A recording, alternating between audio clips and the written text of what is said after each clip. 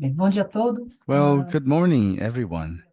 I am Cecilia Gonçalves, project manager at Proforest. This is the first webinar of the Cerrado Protocol since the launching of the new protocol edition in April 2024. We are recording this webinar. It will be available at the website of the Cerrado Protocol, as well as with the English interpretation.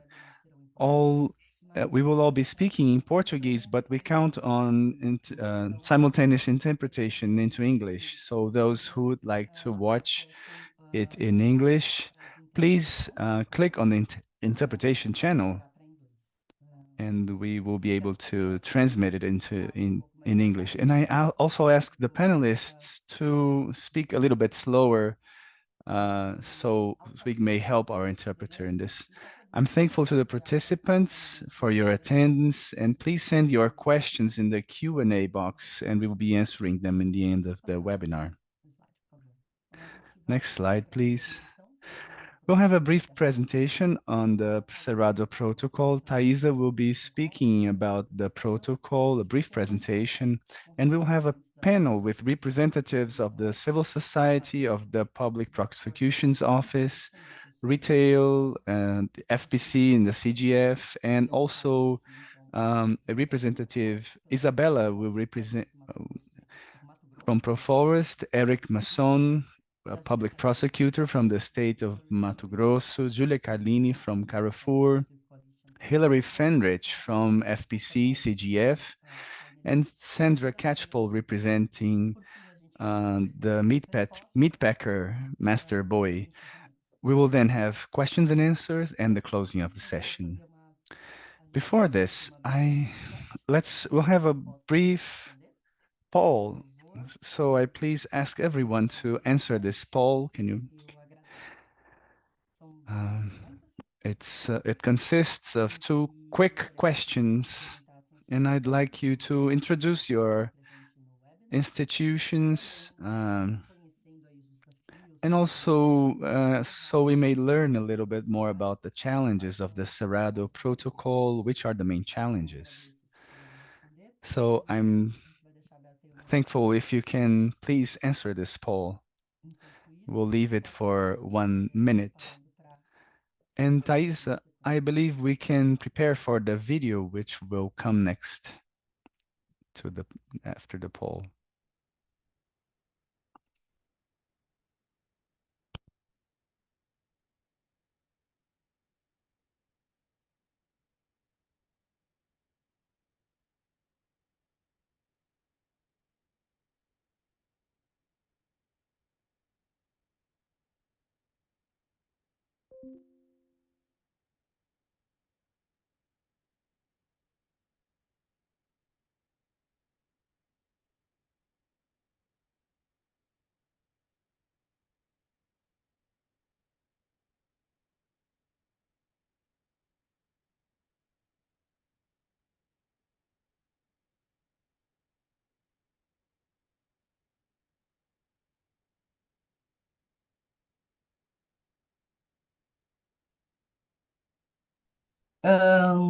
Luiz, você consegue compartilhar com a gente o So resultado? please, Louise, can you share with us the results of the poll, and Thais will then show us the video.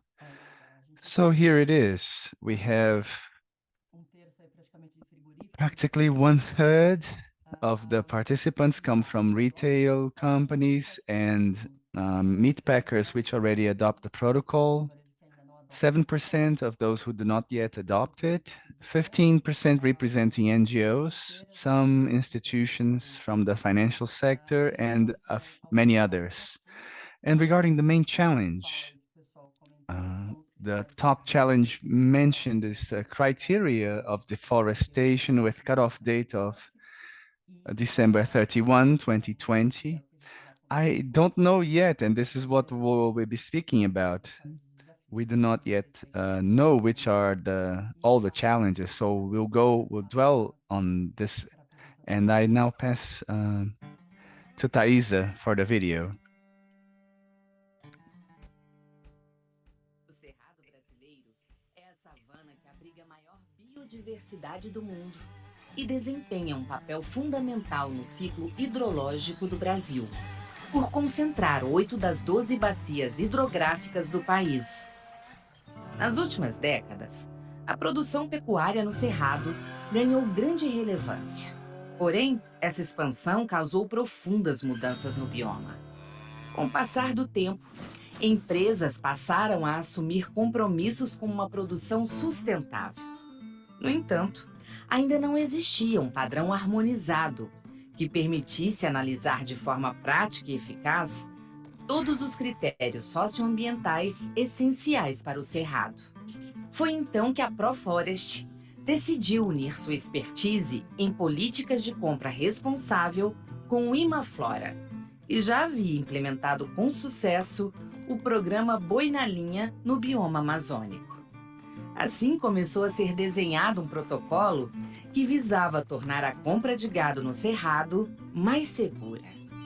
A iniciativa atraiu ONGs, frigoríficos e varejistas que juntos desenvolveram um protocolo coletivo e voluntário, equilibrando as expectativas dos diversos elos da cadeia.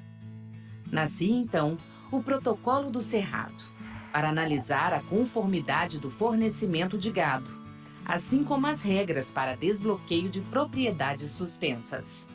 São 11 critérios que incluem análises geoespaciais para verificar desmatamento e conversão de vegetação nativa e sobreposição com áreas protegidas. Análise de documentação da propriedade e de movimentação do gado. Cruzamento com listas públicas de trabalho escravo e embargos ambientais, além do cálculo da produtividade da propriedade, para evitar triangulação de animais provenientes de propriedades com irregularidades. O protocolo auxilia a todos na cadeia de fornecimento a progredir com a produção sustentável. Os produtores passam a ter melhor visibilidade sobre as demandas do mercado. Os frigoríficos têm critérios claros e pré-competitivos para monitorar a cadeia. E o varejo tem melhores informações para prestar aos seus consumidores. E, por fim, é uma segurança a mais para os investidores, que podem adotá-lo como um requisito em suas estratégias ESG. Ao alinhar os processos de produção e compra responsável de gado no Cerrado, estamos contribuindo para a conservação deste importante bioma. Junte-se a nós e venha fazer parte de um futuro cada vez mais sustentável para a pecuária no Cerrado brasileiro. Acesse o site www.cerradoprotocol.net.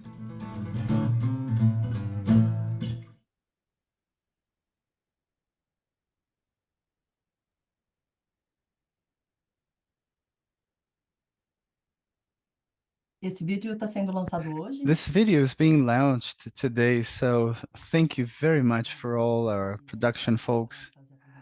And I'll ask Thais to now bring her presentation on the protocol.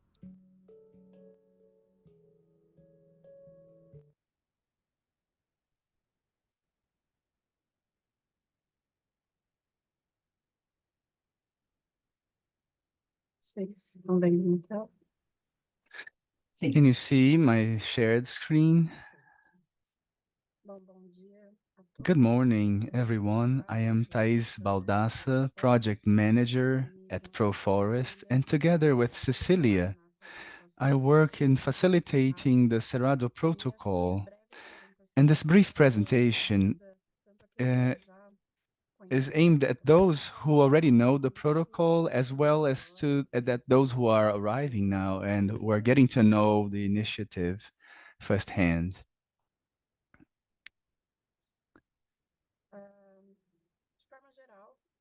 In a general way, the Cerrado Protocol was born, as we saw in the video, referred on with a reference on the Beef on Track initiative led by Imaflora, and also on the ProForest and its allies in order to harmonize the voluntary implementation of monitoring for suppliers in the Cerrado and the meat packers adopt it, but it can also be adopted by direct cattle suppliers, by the purchasing companies in the end of the chain, as well as by funders.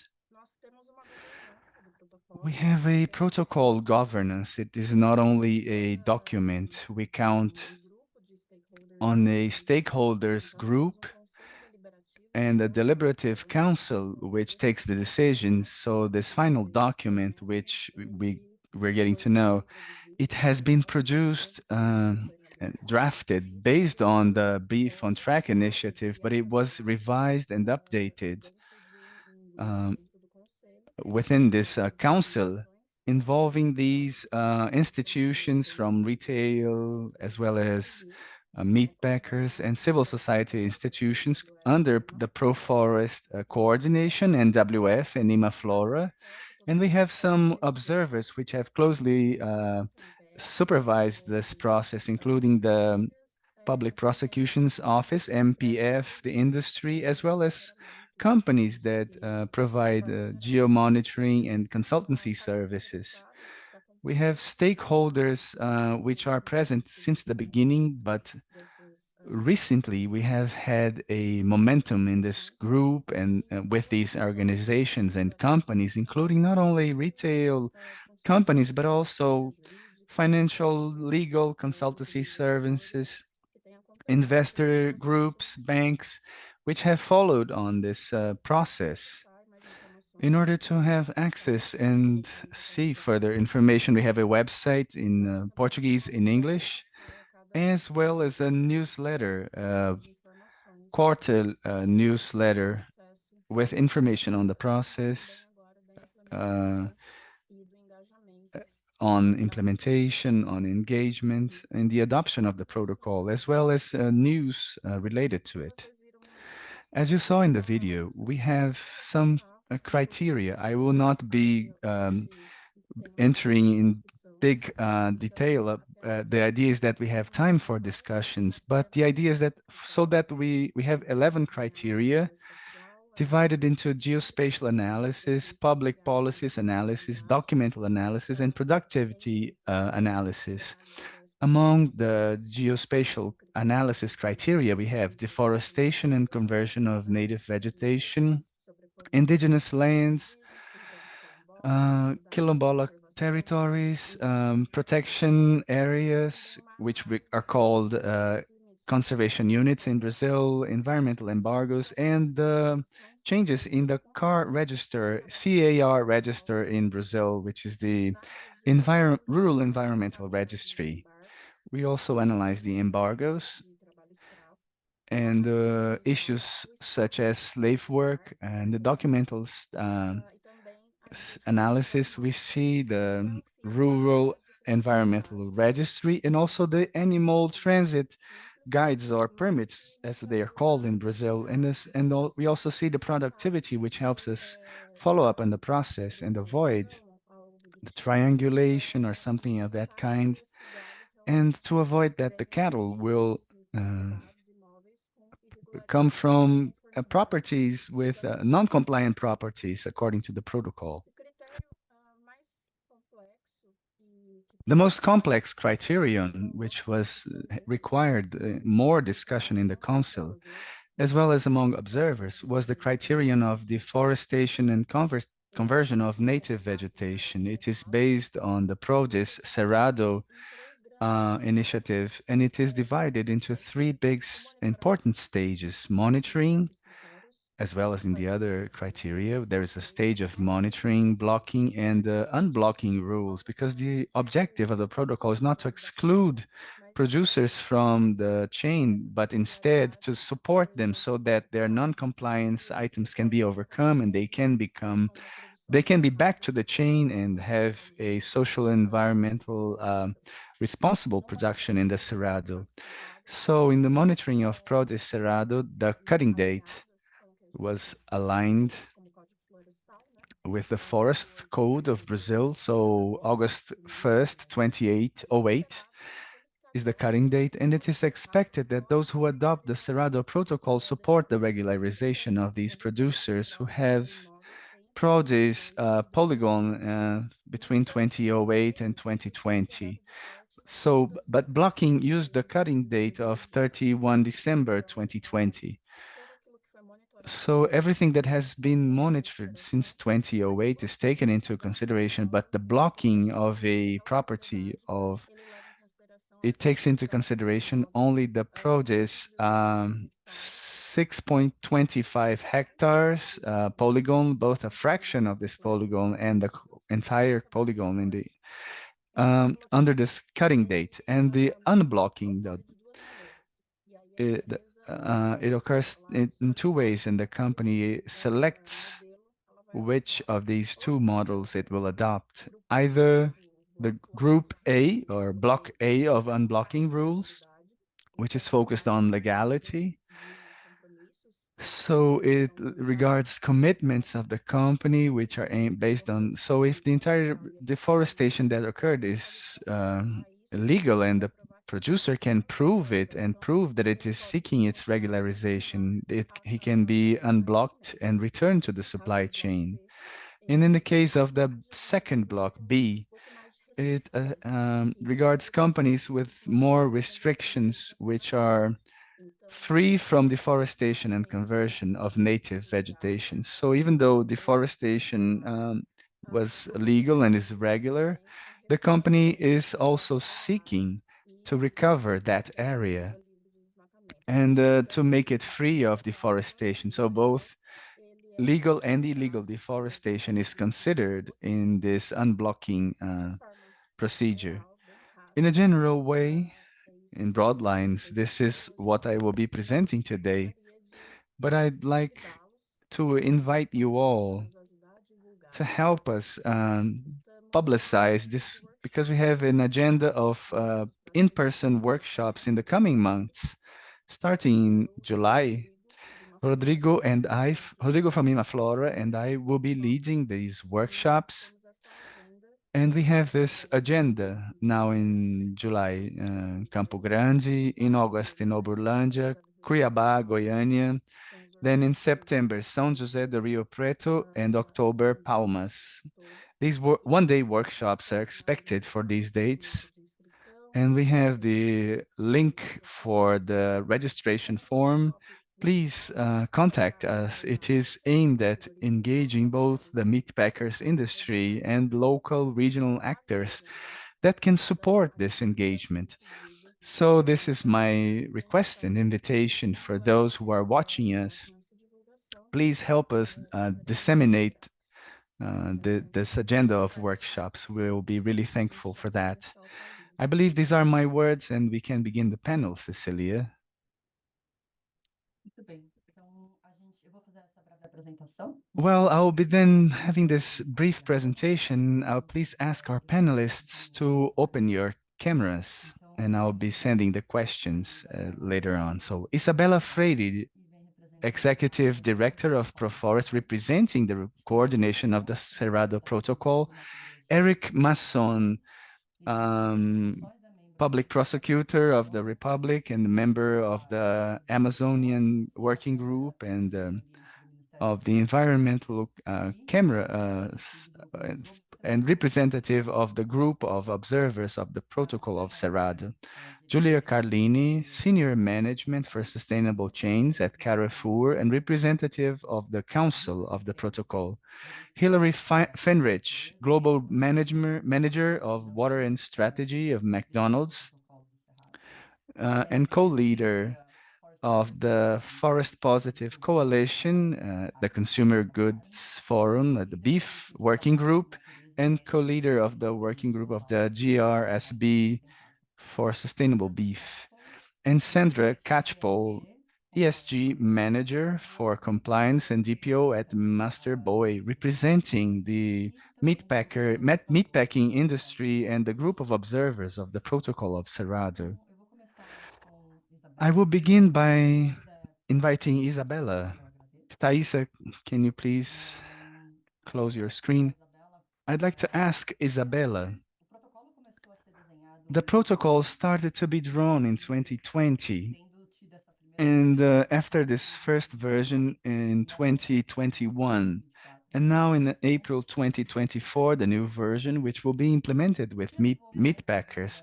Why did it take more than 2 years to reach this current version of the protocol, and which are the main topics for discussion, Isabella?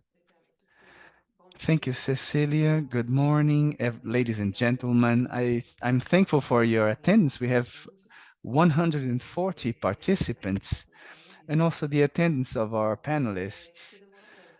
Why did it take so long? The first version of the Cerrado Protocol was drawn based on a technical survey, purely technical, which were the demands of the market, legislation, of what had been made available in terms of databases. We joined things then and we had the protocol. What was missing still, two things. First, a reality test, an impact test, so to speak, to understand which would be the impact of applying it to the chain, as well as the adoption, the political adoption itself.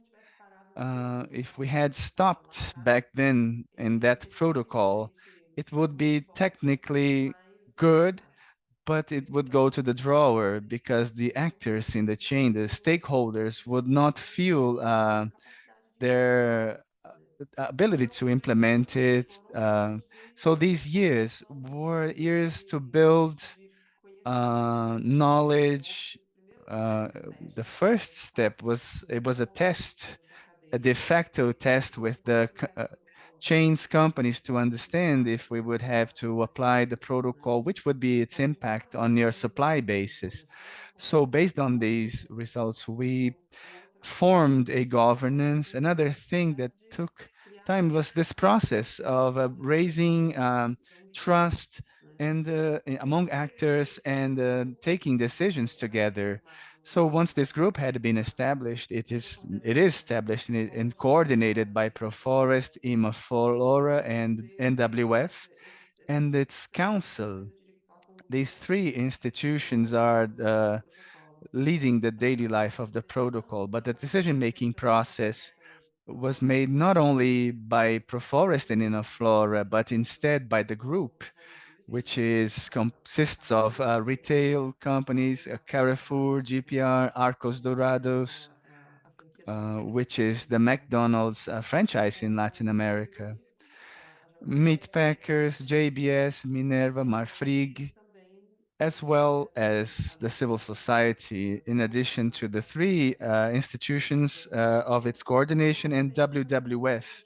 So it took us some time to produce a joint decision-making process, and we dwelt on the issues that were causing more impact in the chain, which were eliciting more discussions, and some of them stood out. I believe that the first version of the protocol was looking at everything above 1 hectare, all produce polygons above 1 hectare. And what we discovered in these tests is that between 1 and 6.25, there are many false positive cases.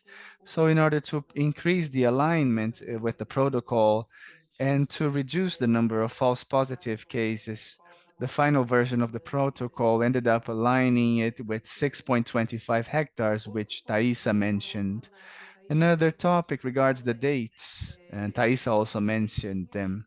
Initially, we had two separate criteria.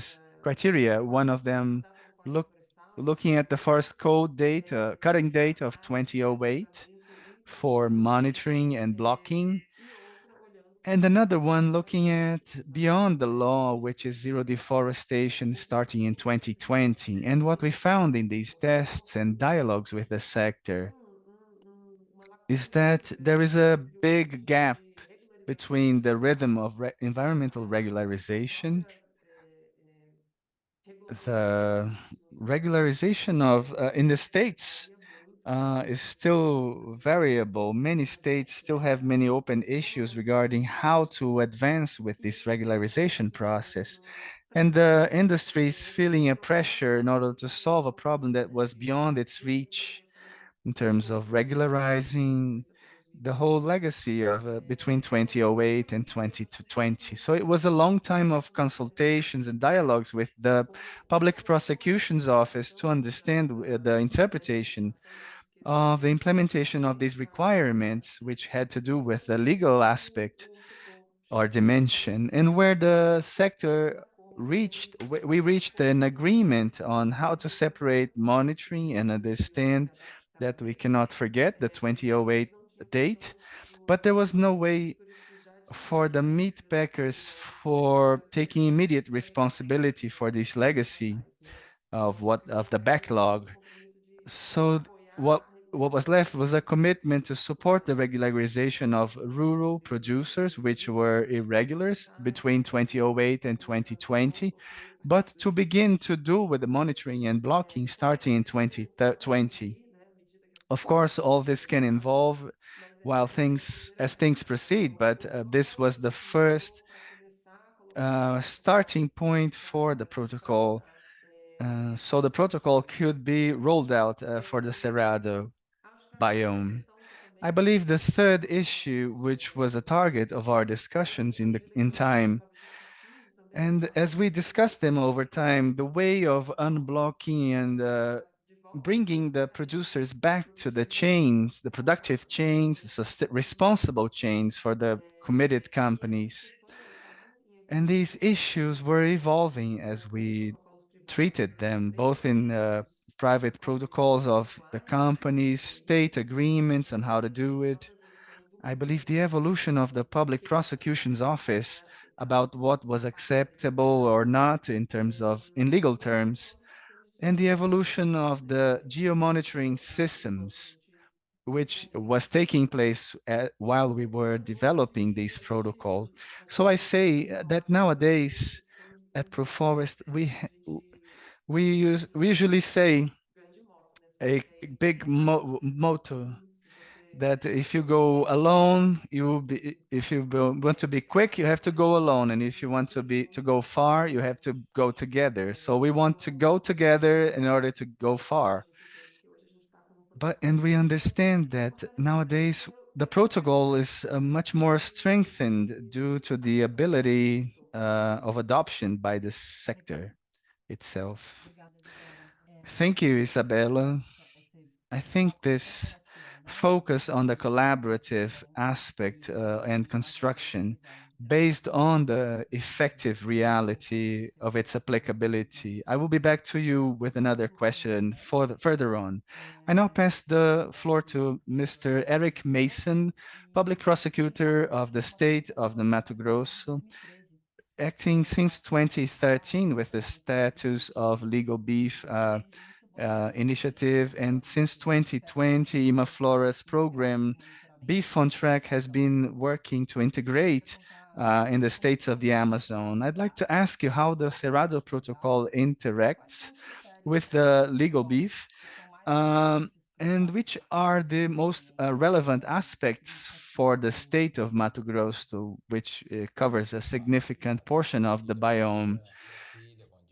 Good morning, Cecilia. Thank you. Good morning, our panelists and all attendees. It is a pleasure to be participating of this important initiative, the Protocol of the Cerrado, which transcends the state of the state or state bodies in the control of supply chains. This is really important in a country like Brazil with a big biodiversity and production level. So I congratulate ProForest and all its allies for this initiative. It is important to say that the TAC, the Terms of Conduct Adjustment, that's how we call them, the TACs, which are the agreements signed by the Public Prosecution's Office with the meat packers. They started in 2009 in Pará by an initiative our colleague as Mr. Azeredo, and this project that we have with this name of legal beef, it has been expanding to other states of the Amazon. So we see that nowadays many meat packers in the Amazon are already executing this environmental assessment with the criteria that we already find in the Cerrado Protocol and which were presented here in this webinar. Here, for instance, in order to see how it is possible to expand the protocol. In Mato Grosso, we had 18 signatories, meat packers, corresponding to 92% of the production of the slaughtered cattle in the state. So considering that this state, it is a rather particular state because we have three biomes, Pantanal, Cerrado, and the Amazon. And here we do not have a distinction among which meat packers will be signing the TAC, precisely because the cattle can come from any biome. A meat packer located in the Cerrado or in the Amazon, it will naturally receive cattle from local properties around them in these biomes. Cattle mobility is a feature of this type of the market. So as a result of this reality, we also signed the TACs with the meat packers in the Cerrado in order to, I just checked them, 7 meat packers with units in the Cerrado, which are already signatories of the TAC. So the Cerrado Protocol's expansion is quite likely because a large number of meat packers already know how to do it. They have been doing this since 2009, 2013 in some cases. So it is a practice, it is known by the market, this practice, even though some criteria can be different. For instance, deforestation criterion, regarding your question, Cecilia, it can be slightly different, but it is something that we already have a sort of a roadmap of how to do it. All big meat packers, the 3 largest ones and other smaller ones, they have the ability to do this monitoring, the training of employees and georeferencing checkings and working to assess their embargo items such as slave work and so on. And if they want to, they can also hire companies with expertise in this kind of monitoring. So this really facilitates the implementation of the Cerrado Protocol in the states where the Public Prosecution's Office has not yet been active. States with a lot of cattle, such as Mato Grosso do Sul, Goiás, and other big producers with a large number of producers and cattle. So as regards the criteria, which are which will be effectively implemented, the most important ones, I imagine that they are all of them, they are all important. It's hard to say that a criterion would not be more important than another one, but I imagine that deforestation, illegal deforestation, is the criterion which is the most difficult one to be assessed because it requires a geospatial analysis and an unblocking analysis, a cutting date. And I saw, as Isabella saw, that the unblocking tools are important because, as she said, the interest of the Public Prosecution's Office in these TSCs was never to punish a meat packer. The meat packers nowadays are true allies of the Public Prosecution's Office in the implementation of a social environmental control of the beef supply chain. So based on this perspective, of this vision, I believe the implementation will be a lot easier, bringing the meat packers as real allies of the Cerrado Protocol's implementation. So I can say, as a public prosecutor, I'm supporting this project, and I do hope that it will be increasingly adhered to as a result of this ease for the in implementing this type of controls for the beef chain in Brazil. Thank you. Thank you, Mr. Mason. I'll be back. By speaking on the beef uh, chain, I'd like to invite Julia from Carrefour, who is a member of our council. And since 2018, Carrefour has been monitoring its beef suppliers. And during the protocol's elaboration, we always have the opportunity of assess the impact in their chains. So I'd like to hear in the retail's view, the retail sector's view, which are your main concerns for the implementation of the protocol regarding the meat packers, the retail companies, and so on. Good morning, ladies and gentlemen. Well, Cecilia, beyond building a protocol, I think the most important thing is having something that makes sense. So the aim of this protocol is to fight deforestation. So it's not composed of a single actor. It has been built together by a diversity of productive sector actors, the CSOs, and this bring an increased complexity, as Isabella says, but we know that the results is a lot more consistent and intelligible in terms of impact. We take a longer time to produce it, but the results are much better. So it has been an rich and important stage. The Carrefour Group has zero deforestation commitments, criteria for all biomes. We are implementing the MP biomas alert, but for the Cerrado protocol, we were still missing some refinements, the false positive cases, the cutting date. So it did make sense to wait for these and participate of these discussions as a result of uh, this rich diversity of actors. The main companies that buy beef already count on monitoring procedures focused on the beef on track protocol.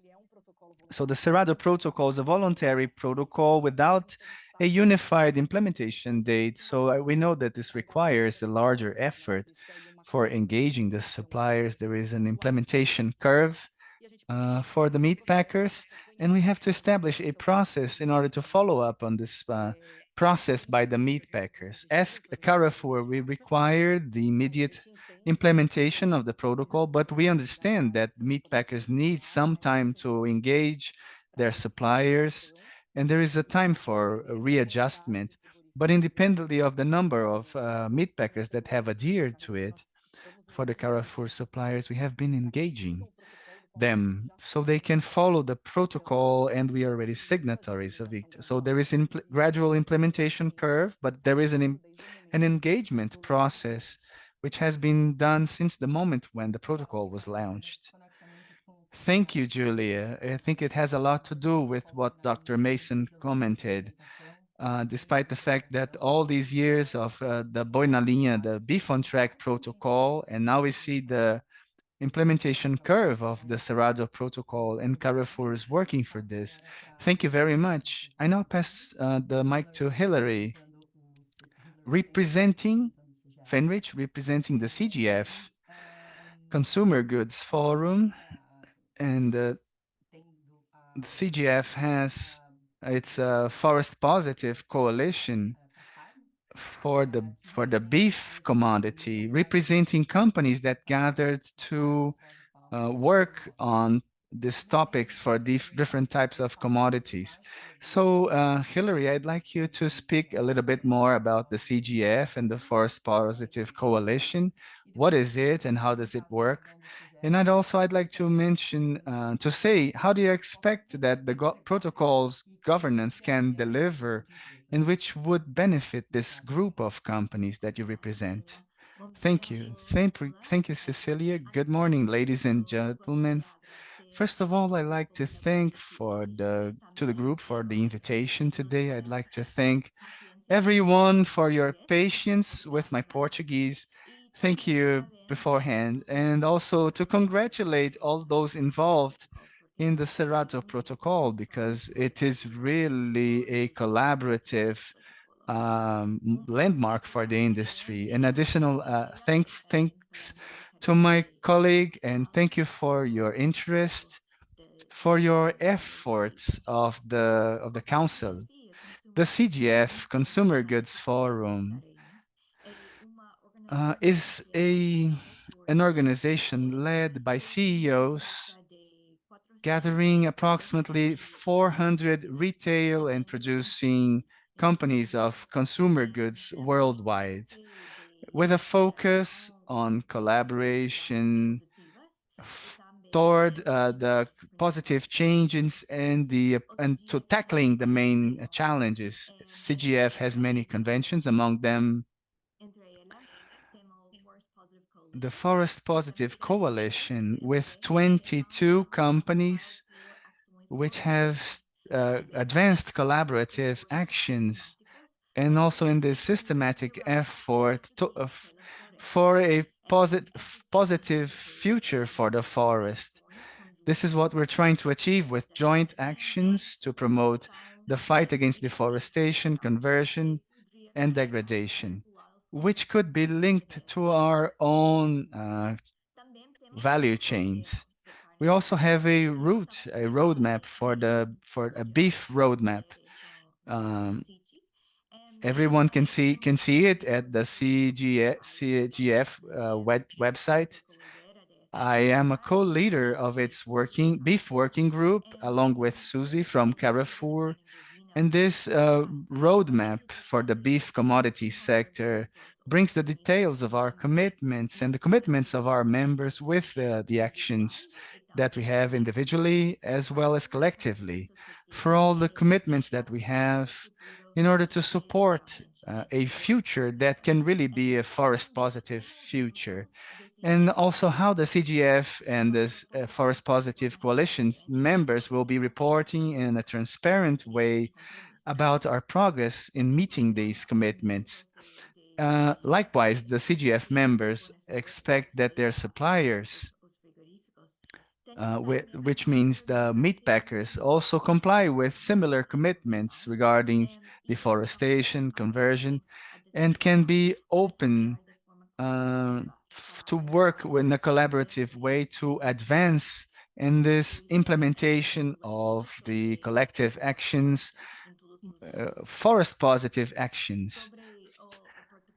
Regarding the Cerrado Protocol, for example, we know, and it has been said, that it establishes the rules for the companies in this Cerrado biome. And for our CGF team, it is also important to highlight that these CGF companies are committed to zero deforestation practices, and our CGF members must report on our results on a yearly basis. These reports are compiled and disclosed publicly to every year. The alignment with the Cerrado Protocol for December 31, 2020 for zero conversion and deforestation is also the same date of the UDR, the European EU Deforestation Regulation. It is important for us because it's the same date that we have in the CGF's Forest Positive Coalition. When we think about the cutting date, it's the same between the UDR, the Cerrado Protocol, and the CGF in our roadmap, as I said. Also, for our team, it seems that the Cerrado Protocol will help the companies establish requirements, and this will help everyone understand what retail companies and producers are asking, what we are asking with clear criteria which represent our efforts. We also understand at CGF that all meat packers are free to manage their own purchases, especially regarding the previous dates prior to 2020, what will happen with those purchases. But I'd like to leave it clear, to make it clear that on our side at CGF, in order to meet the expectation of the beef roadmap, the CGF members still also expect that there is no illegal deforestation for the Cerrado starting in 2018. I'd also like to mention what's important for the producer, and this is an important element for the Cerrado Protocol and also for CGF. It is also clear in our beef roadmap, and it is essential for retail companies and producers which count on the continuous supply We expect that the Cerrado Protocol may establish an auditing process and transparency for the results as in order for so that all purchasers can follow this process. Thank you, Cecilia. Thank you, Hillary. I think this shows us how the protocol contributes to this responsible chain, not only for the national companies, but also internationally and the end of chain buyers and traders. I'll now pass to Sandra from Masterboy, representing the meat packers industry. And last but not least, um, Masterboy is based in Pará, Tocantins, and Pernambuco with commitments with Beef on Track, with the Cerrado Protocol, 100% traceability, including indirect suppliers. In Pará, as Eric mentioned, the terms of conduct adjustment (TACs) are more well known, and the auditing process. But in Tocantins and Pernambuco, I believe they might be still something new for the local producers. How will be the process to engage these suppliers and its relations with the meat packers? Good morning. Thank you very much for the opportunity to be here. Cecilia, we were already doing this engagement work. We have been doing it together with um, National Wildlife Federation. I think has always been a concern for us, knowing well that we need that these rules can be adhered to by the cattle producers, and that the engagement must be done in a transparent way in order to inspire trust. Because obviously they have some provisos regarding the rules that we need to implement. So we were always concerned with disclosing and taking to them this reality as a requirement of the market, as something that needs to be implemented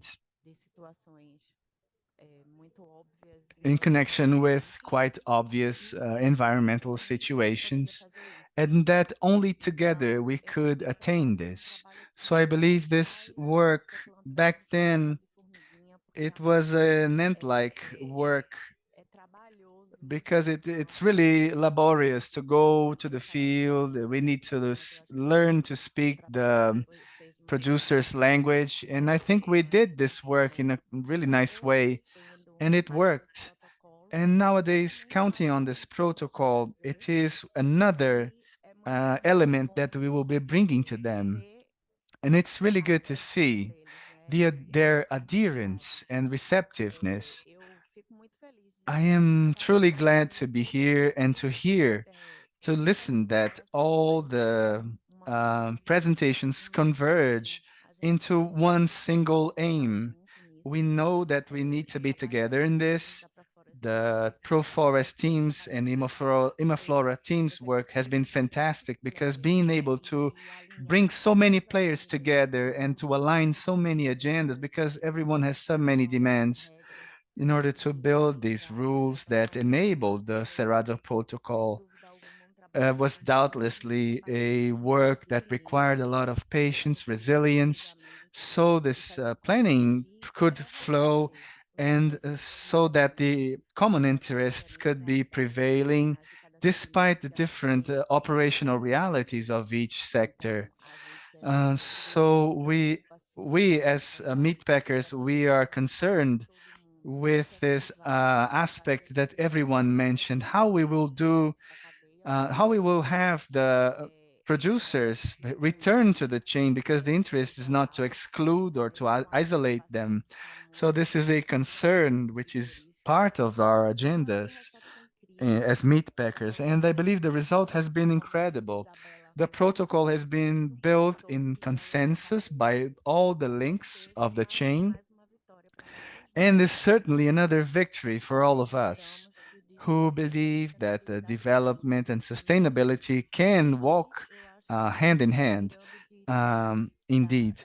And believe that my takeaways from everyone's presentations is that everyone believes that this needs to be done, and only together we will do it. And I congratulate you all for the work of enabling this coalition. And we really noticed that has been a joint construction. So congratulations. Thank you, Sandra. I'd also like to bring another question to you. Due to the contact with the producers, your field experience as a meat packers, because you're the ones who are in the daily life with the producers, and the support that you want to provide to them to avoid exclusions and to bring them closer and sustainably. So, as a representative of the industry in the panel, which tips would you give to other meat packers who want to voluntarily implement the protocol? Those who do not yet adopt the protocol. So I believe these fora, and this is one of these forums, and we have these exchanges are really great because we can anticipate ways of making it work, and I am available to help, to assist, to guide, to provide some guidance. I believe the most important thing is really to reach out for them and understand which are their concerns and needs. Because sometimes we think that they are divergent, but they are not, they are convergent. We converge. The producers who are deliberately deforesting are a minority. Those are not, most of the times, are not part of our productive basis or our supply basis as meat packers. Oftentimes, it is a matter of providing guidance, and the deforestation that happened in the past cannot be sometimes, they cannot regularize it. So this is the reality that we have to get closer to. We need to reach out for them and help them with guidance and to create with these partnerships with other stakeholders, the environmental bodies, and introduce them to the suppliers so they can tread the path of regularization, because we know that sometimes it really takes long for them, and that's their reality. This is their breadwinning activity, right? So we need to get together and join our efforts to enable this regularization as quickly as possible. I believe this is the big leap when they notice and realize that you're not there to exclude them, but instead to guide them and to help them. Things get better because then this establishes a bond of trust. Thank you, Sandra. I will use the same question for the other panelists with a small adaptation. I'd like, please, Julia, to comment on the issue of the implementation by meat packers. We know that up to this moment, only 5 meat packers, which are these members of the councils and observers, which have supported the protocol's development and adopted it in its processes. How to expand this adherence by the market of meat packers, other retail members, and so on. Julia? Well, Cecilia, since May, we have had a round of awareness raising with all meat packers and suppliers that we have, and including simulations of non-compliances with the protocol. So we're undertaking a diagnosis of the properties in our supply basis so that they can check, the meat packers can check these farms and structure themselves to seek this regularization together with the producers. So from the 18 meat packers that we have active, 14 have properties in the Cerrado and are already receiving these demands, these requirements for providing their justification, because we know there is a process to clarify things until we fully adopt and reach that point of blocking. So there is a protocol that we will begin to launch in August with to explain our consequences. And we have indicators for blocking, but we know this indicator for us is not a success indicator, but instead of a lack of success. So what we really want to do is to help and to provide support to these meat packers so they can help these producers reinsert themselves into the process, into the chain, so that their products can reach us in the best possible way. So there is an engagement and understanding process. There is an evolution process taking place with these meat packers. Sometimes they do not yet understand the impacts, the type of evidence that they have to send, and how can we support reinserting these properties into the chains. So these months since May and now until the end of July, we're going through this process of clarifying these doubts and helping them understand on their impacts and how can we help them solve the situations, because the purpose is not to block them from August on, but to avoid this as much as possible and then to reinsert them. So this is a process. And for the meat packers who are committed to promoting this transformation and change, we're together. We did it to the Amazon protocol. We did it when we the Alerta biomes adoption, and we are also doing it for the Cerrado Protocol. Hillary, would you like to bring comments on how the CGF is understanding that we can expand adherence by the producers in the Cerrado Protocol? Yes, Cecilia, we are here to provide support. So the Cerrado Protocol was mentioned in the CGF Meat Packers Guide as a reference for the Cerrado. It is already public. It is in our roadmap for the beef roadmap. And it is important to say that during the process and the previous years, there were many moments when the Cerrado Protocol came to the CGF members and we dialogued about these topics. There were clarifications on which are the challenges, which are the technical doubts, and this will help our purchasers to understand which are their challenges of the really Brazilian reality in the Cerrado. So this has been inserted into the process.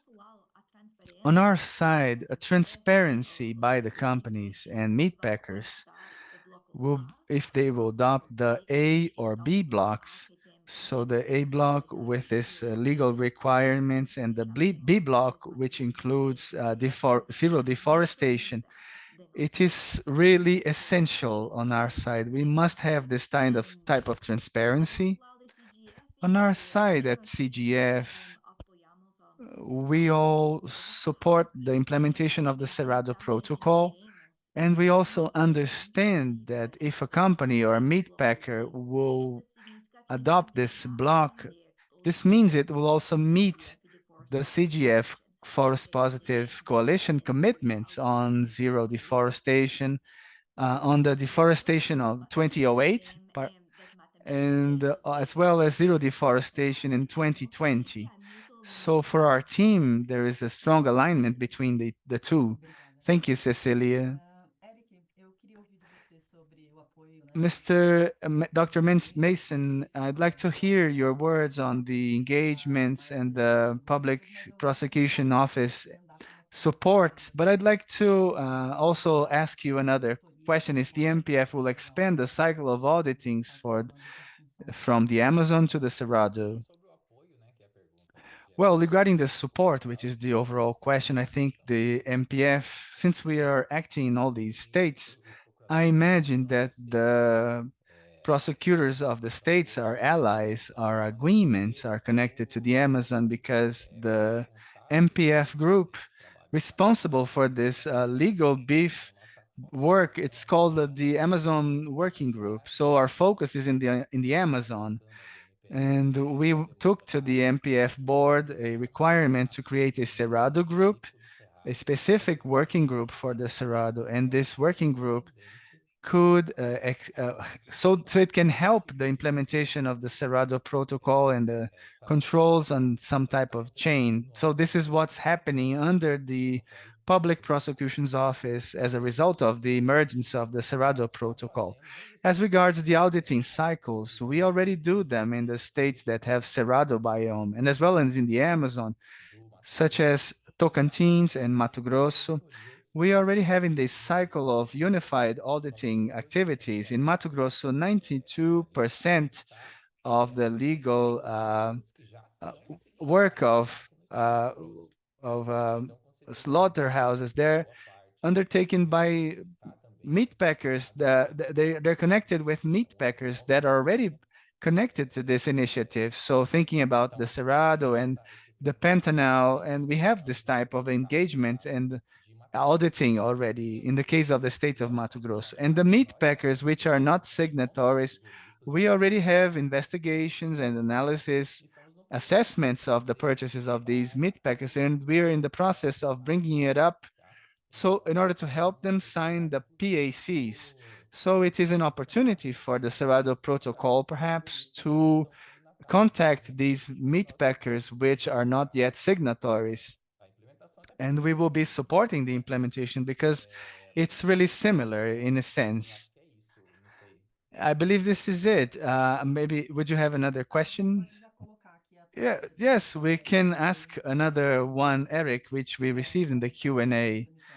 Which are the MPF's plans and public policies to influence on the monitoring on the supply chain and the compliance in other states such as Bahia and Mato Grosso do Sul? Because without clear public policies and MPF actions, it's hard to influence concrete changes in these states. We spoke about the working group, but can you please complement?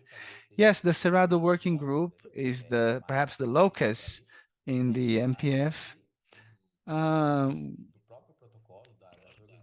Without any problems for the protocol and meat packers and everyone connected with the Cerrado protocol to seek the MPF in these states and dialogue with the prosecution offices, hold meetings, and we who are already members of the Amazonian working group are available to help in this work of dialoguing with the other public prosecutors who are working in this topic.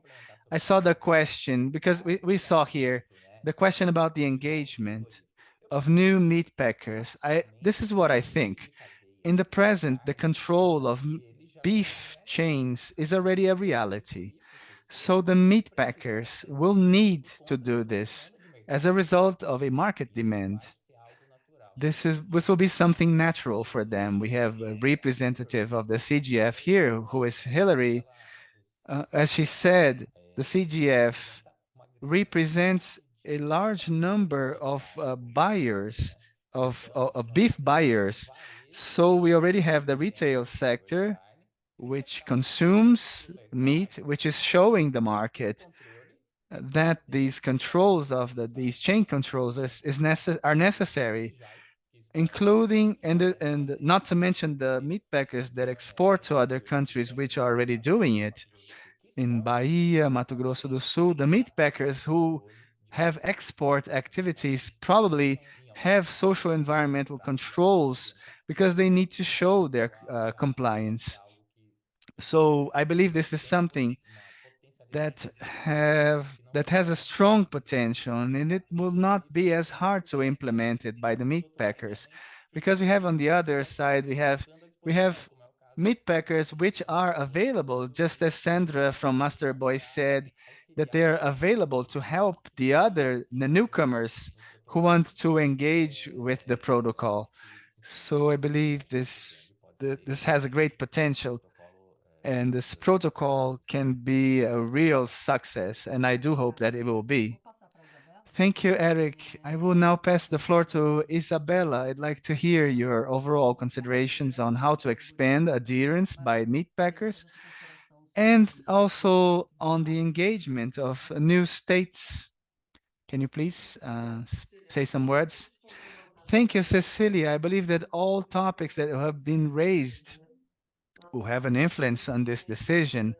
On our side, as coordination actors, we're planning these in-person meetings all over the Cerrado, so we may have a chance for the meat packers to join us to clear their doubts and understand how the protocol's implementation will be. I'd say this is initial effort not only to create not only the aims but also the means to enable this adoption by more meat packers. As regards other states, there are some questions that started that that appeared here after our public prosecutor's words, and to make it clear for all those who are interested, what has been negotiated under the Protocols Council in dialogue with the prosecution's office. It has a status of a voluntary protocol, whereas the TACs are count on the involvement of the public prosecution's office. So the states who are already, they must follow what is established in the TACs. It has a precedence over the protocol. This does not change this status. And for the meat packers without a TAC and states where this has not yet started, and there the protocol is valid, and essentially there is a difference between the two things between 2008 and 2020. This is where we see an increased discrepancy. And if you're using the PRODIS in the Amazon or in the Cerrado for monitoring activities, I think this is the difference for meat packers who are involved with both areas. For the other ones, we did a big effort to involve, to align everyone and facilitate joint implementation. Thank you. I will now ask Thaisa. She presented the protocols to us in the beginning. Thank you, Isabella. Thais, we had some questions which are really technical on deforestation criteria, and I'd like you to bring some words trying to answer. I know that you already answered in the chat, but it's good to see you speak about it, how work with the regularization, indirect suppliers, and zero illegal deforestation and illegal deforestation. I'll try to be brief. This is something that we'll be covering in our workshops, this differentiation, but this distinction, but it's important that we consolidate in our, as listeners, the monitoring from 2008 to 2020 it is expected that we see a support to regularization of these producers with sometimes of produce coverage, but it does not involve blocking. Blocking really begins at the cutting date of December 31, 2020. And unblocking happens in two ways. And the regularization of what we were able to predict as an attempt at regularization into understanding the context of each state is in the criterion, the first criterion of deforestation and conversion of native vegetation. And the two unblocking rules involve this option of regularization. So we'll be able to see in our document, but in the first block, block A, which is aimed at legal deforestation. So everything that was legal and is proved to be legal has an SV, a document that proves that the deforestation was legal and that that module is inside a PRA, and it was predicted in that state, or if it was not legally predicted, if the producer can prove that the deforestation was not although it was not initially legal under the local authorities, but the producer is interested in maintaining his property legally, could do he could do that, but he didn't have the documents, and then he attempts to regularize. So we have some options so that he can prove to his buyers that he is covered by the law and he can return to the suppliers chain, thinking about that deforestation that and the company that buys from him is committed only with legal deforestation, and the companies with zero deforestation and conversion commitment, this is expected in our B block. And in this case, deforestation could have been legal. It it could have been legal, and the companies expect remediation. The buyers expect a remediation for unblocking the supplier, and it could have been illegal, and the property is irregular. So he also needs to go through a regularization process beyond remediating the damage. This is expected, and that this is what the purchasing company expect from their producers, from their suppliers. In the case of indirect suppliers, this is in chapter 4 of our documents, where you'll be able to read it with more detail. But nowadays, the Cerrado Protocol aims at direct suppliers, and we describe there that it is a good practice to have the monitoring of direct suppliers with tools developed under GTFI, and using the protocol itself to monitor the indirect suppliers whenever possible. But this is something that we understand it's still a complex debate in the livestock sector, and it's still a work in progress. So the protocol has been revised for 2 years, and we continue with a governance over this document, and with the implementation, we will be observing what is really feasible from everything that we were able to predict in our monitoring protocol, and what can be incorporated in the next revisions.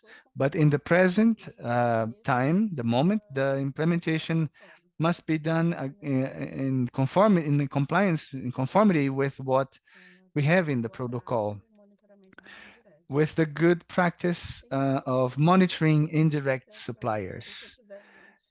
Cecilia, do you have any other point that you would like me to explore? Well, I'll let you brief for a moment. I know these are many topics. I'd like to pass to Julia from Carrefour. We have a question for her. Thank you, Thaisa. Julia, we have a question on whether Carrefour is following the protocol's criterion for illegal deforestation or zero deforestation. Can you answer it and bring some additional context? We follow the zero deforestation criteria. We adopt the zero deforestation for the Amazon, and now with the adherence to the Cerrado Protocol, we are adopting zero deforestation for the Cerrado as well.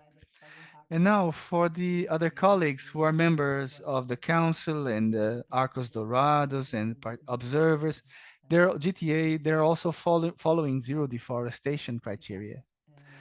Thank you, Julia. I'd like now to ask Dr. Eric Mason again. I have two questions. First of all, if there will be audits, MPF audits for meat packers under the Cerrado Protocol, and if there will be other independent auditings. And Thaisa, can you also speak about the independent audits? And Dr. Eric Mason, the second question, which are the actions of the MPS for the meat packers who buy from suppliers with irregularities and who are not compliant to the protocol and the TAC? Regarding audits, the meat packers located in states with Amazonian biomes and Cerrado as well, Tocantins, Mato Grosso, and others. Since we already have the TACs and this model is the legal beef model already works, we're gradually evolving for an automatic audit systems. So all meat packers, independently of having signed a TSC or not, will go through some type of verification by the MPF. if they are located in some of these states, even if they're not signatories of the TAC and have no agreement with the MPF, they will be investigated. And the result of these audits will be publicized. The idea is that this will be disclosed in these events that we have annually to disclose the audit results. The difference that a signatory meat packer will also be audited. It will hire an auditing and it can justify eventual irregularities because there are many criteria for unblocking suppliers, as we saw here. When we speak about, for instance, an irregularity for deforestation under the produce project, it can justify things showing that the proprietor has an, or if it was a false positive and there was a fire at a neighboring property and he was not responsible. And there are many other unblocking processes. So he can decrease the irregularities identified, and you can really do a lot of it for a lot of them. So they're able to justify some things. Those who are not signatories, we will be pointing the irregularities, and we will be investigating so that they may sign the TAC. In Mato Grosso, I said we had 18 signatories and we had 11 non-signatories. So all these meat packers are undergoing investigations since 2021. We had some meat packers who already signed the TAC. We already invited the other ones who are not yet signatories in the state to sign the TAC, the MPF's TAC. So this is the trend. We have a cutting criterion. All the meat packers in the Amazon will also undergo audits. And those who only signed the Cerrado Protocol in states outside the Amazonian biome, for instance, Goiás, Minas Gerais, Bahia, Mato Grosso do Sul, since this process is not yet active because we do not yet have an Amazonian working group, Cerrado working group. For the time being, we will have no audits, but this can naturally happen in the future because we have the expertise and the work that has been in course. And the idea is that all meat packers can adopt social environmental control measures and sign the Cerrado Protocol, for instance, which would inhibit any actions. Because in the end of the day, this their compliance, social environmental compliance in their chain would already be shown. I took some time to answer this question because I need to specify some things. But regarding the second question, uh, those who are not compliant, what happens? They can sign the TAC after some investigation. We are in this creating probably will be we expect to create a Cerrado working group which will speed up this investigation process for the Cerrado biome. Thank you. I'd like to say some additional words when we speak about the next steps after publishing the protocol. We're writing the auditing protocol.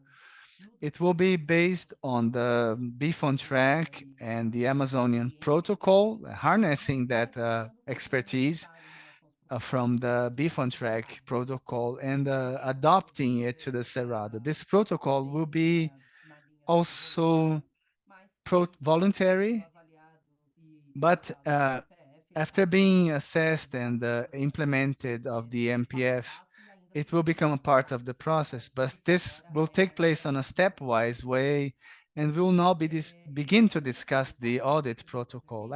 We still have two questions. I'd like to ask Thais, can you please help me if I forget some point, which regards the issue of criterion for unblocking, the rules for unblocking. When we speak about legal deforestation or illegal deforestation, we will first monitor whether there was a false positive case. If that property has a produce, but if it is a false positive, but which effectively was not a deforestation case. It could have been, for instance, a mistake in the image, which is something that might happen. And the second is, in case there was deforestation case, if that proprietor has a authorization, and in case he does not have, if he is in the process of regularizing, following the state rights with the PRA and the entire legal protocol. In case in this state where we identified this rural property with deforestation, the producer, since he does not have the proper, because the state is not really adjusted or is not nimble in this process, what can happen is that the producer can uh, join it with the private systems for regularization. For instance, Ciflor in Pará for the Amazonian biome, and there is also a little bit of Cerrado in Pará. And in Pará, in Mato Grosso, we have PREM. It is expected as a private system for unblocking producers under the Cerrado Protocol. And in case there come to exist other systems approved by the MTF, the Cerrado Protocol will also be accepting them. Uh, in case there is not a regularization system by the state, the producer himself can also demonstrate through a monitoring report that he's undertaking the adjustments in his area in accordance with what would be adopted under the PRA, for instance. So I think I am answering two questions at once. And Thais, if you can add any remarks. And also, I'd also like to bring you a question about DITAR. If Project Cerrado is used as deforestation data, and is DITAR also considered? Oi, no que nós temos hoje, What we have today previsto no protocolo, a gente está usando apenas under the protocol, we're only using ainda não so far the temos Project Cerrado. Cecília. Cecilia.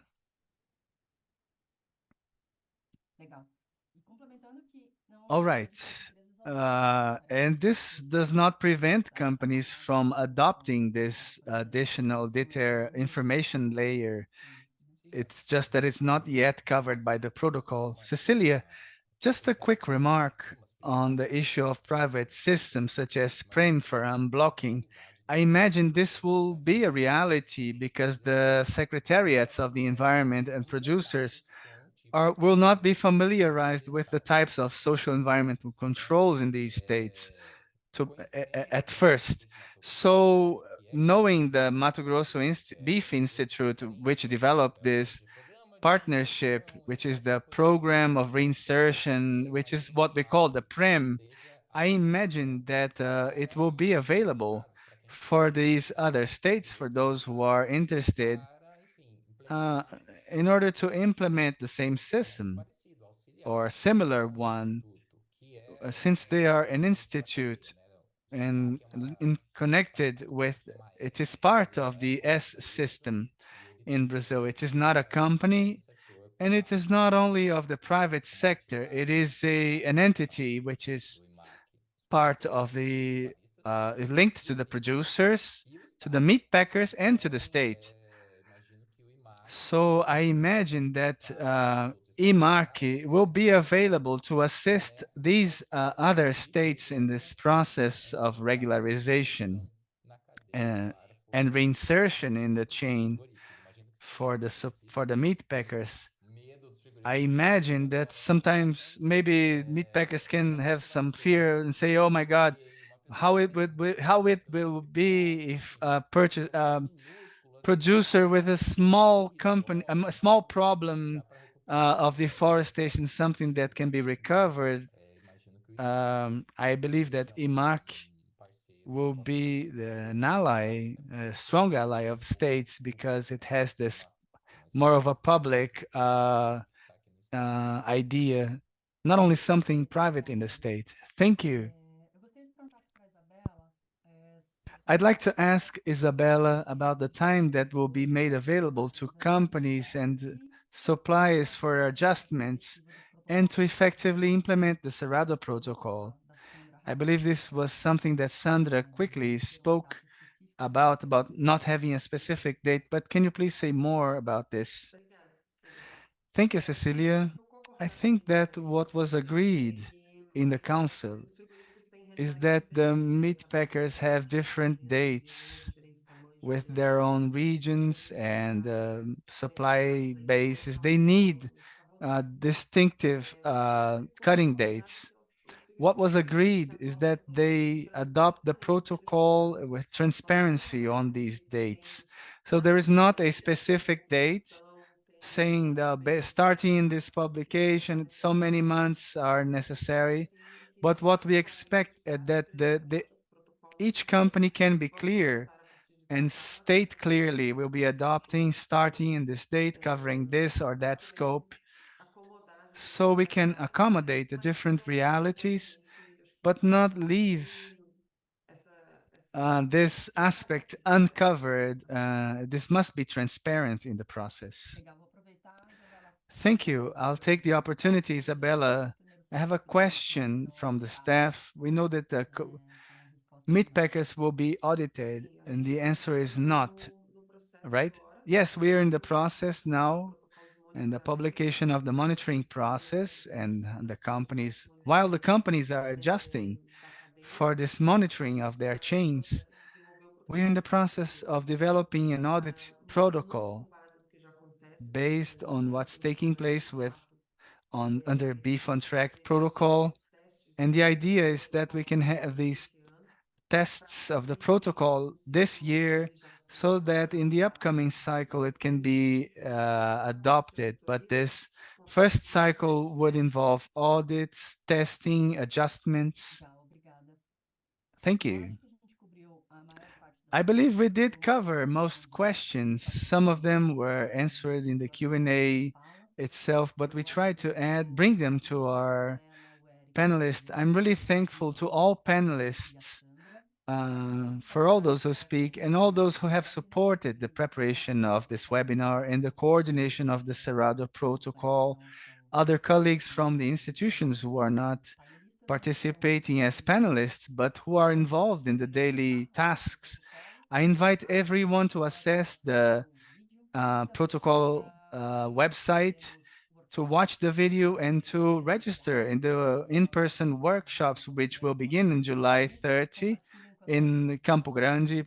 Please share them with your networks of contacts. We have a clear focus on meat packers, but we also invite producers, auditors, geomonitoring companies, the civil society. The goal is to expand knowledge, exchange information on the reality of each region. And I'd also like to thank your presence for your presence and wish everyone a good day.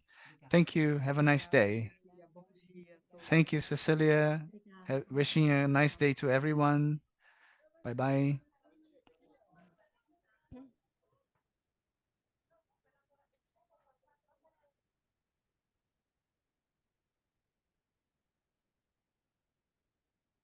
Muito bem, eu finalizei aqui a gravação.